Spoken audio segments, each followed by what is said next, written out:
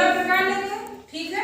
गोला प्रकार में पेंसिल फिट करिए, एकदम बारीक पेंसिल रखिएगा। गोला प्रकार में कोई भी दूरी लीजिए, ठीक है।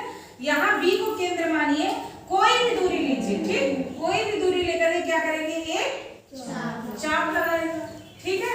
ये दूरी आपकी इच्छा अनुसार है, चाहे इतना लीजिए चाहे इतना लीजिए, कोई भी दूरी लेकर के एक चाप लगाए। मान लो इसका नाम SR है, क्या है, SR है, लगा दिए चाप। अब उसी दूरी से हम S को केंद्र मानेंगे, उसी दूरी से S को केंद्र मानेंगे और एक चाप यहाँ लगाए, लगा दिए। और अभी दूरी चेंज नहीं करेंगे, गोला प्रकार हिलना नहीं चाहिए। उतनी ही दूरी से R को केंद्र मान करके एक दूसरा चाप लगाए, लगा दिए। ये दोनों चाप मान लो बिंदु O पर एक दूसरे को काटते हैं।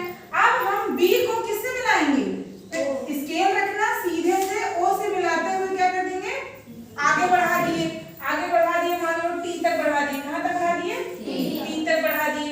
तो इस तरह हमारे दो बराबर हिस्से मिल गए, ठीक है। देखिए कोण था ना, कोण ABC को क्या करना था, दो बराबर भागों में बांटना था।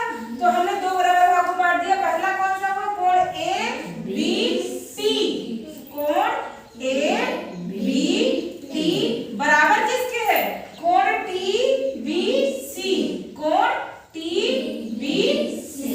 ये इसके दो बराबर हिस्से हो गए, ठीक है।